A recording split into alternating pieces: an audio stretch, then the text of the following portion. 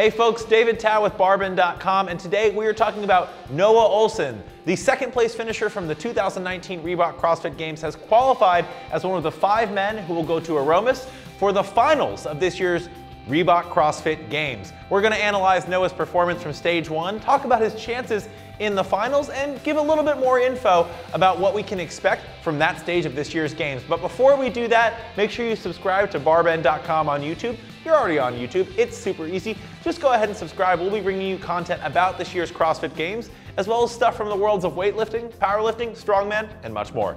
Noah Ohlsen finished stage 1 of this year's Reebok CrossFit Games. Remember, there are 2 stages. Stage 1, that cuts the field from 30 men and 30 women down to 5 men and 5 women.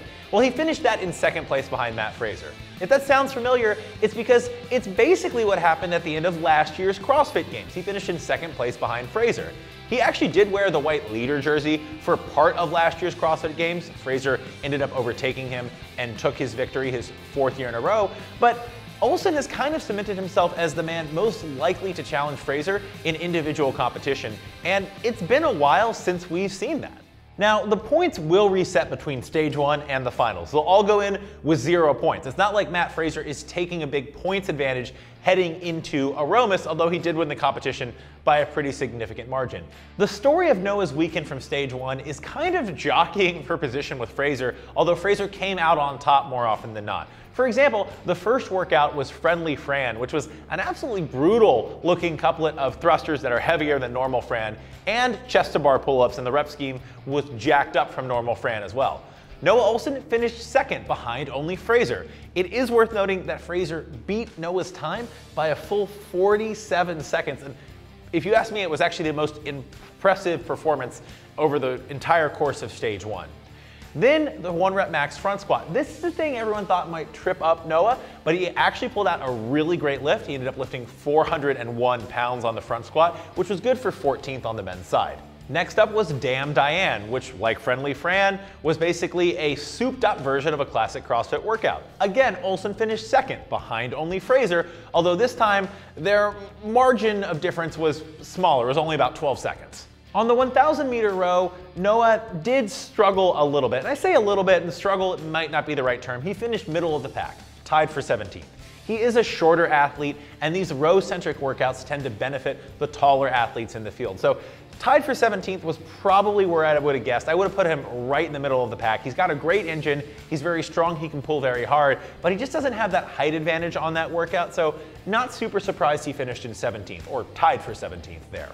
Noah came back from the row to finish in a very respectable 7th place on that Nasty Nancy workout, which was the longest workout of the weekend. And then he took 1st in the handstand hold. Noah's very gymnasty, very comfortable on his hands. And in fact, 2nd place in the handstand hold was Mat Fraser. So it was kind of that 1-2 pattern we've been seeing, except the script was a little bit flipped, and Noah did come away with an event victory there. Finally, Awful Annie. This was actually Ohlsen's worst finish on the weekend, tied for 20th.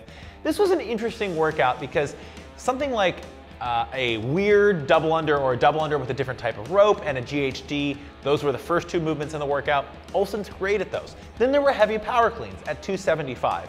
There was actually some debate online. A lot of pundits were arguing, you know, did Ohlsen dial it back a little bit because heading into Awful Annie, even though he didn't know everyone else's score, he didn't know the updated leaderboard, we all kind of found that out at the same time as the athletes, he thought there was a pretty good chance he was definitely in that top 5. So did he dial it back on purpose? I'm not really sure. I honestly haven't asked him, and I probably wouldn't actually admit if I had dialed back a workout if I were Noah Ohlsen, because you don't want to make it seem like you aren't going hard on every single workout. But that weight is on the heavier side for power cleans for reps for Noah Ohlsen, so not terribly surprising that was his worst workout finish of the weekend, but it was totally fine because he ended up finishing in 2nd place with plenty of room to spare to qualify for the top 5, those finals in Aromas. So what kind of shape is Noah Ohlsen in right now? What can we tell from stage 1?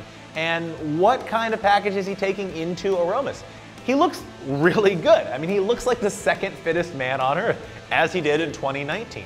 He's definitely shored up some weaknesses while still maintaining those strengths. The gymnastic elements, the body weight elements, very strong for Noah. You have to imagine if there is a water event in Aromas, if they take the athletes to the ocean or to a pool or to a lake or something, that he's going to excel in that event or those types of events. Where we saw him struggle was a workout that was just on the rower, and again, he doesn't have a natural advantage there because he's not one of the taller athletes in the field, and we also saw him struggle on something that had heavy power cleans.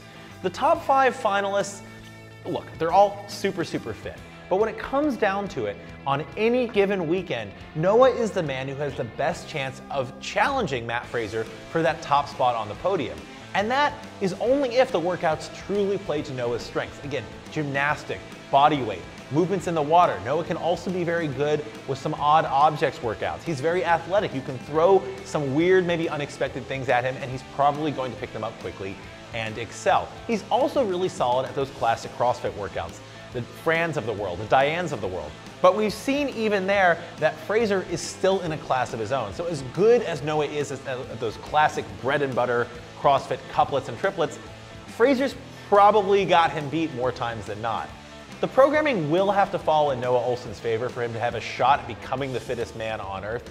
But of the other 4 competitors going against Mat Fraser, I certainly think he definitely has the best chance. So those are my thoughts, some thoughts from around the BarBend office, from other pundits we've compiled from around the web. But we want to know, who do you think has the best shot at challenging Mat Fraser at the finals of this year's CrossFit Games? Is it Noah Ohlsen?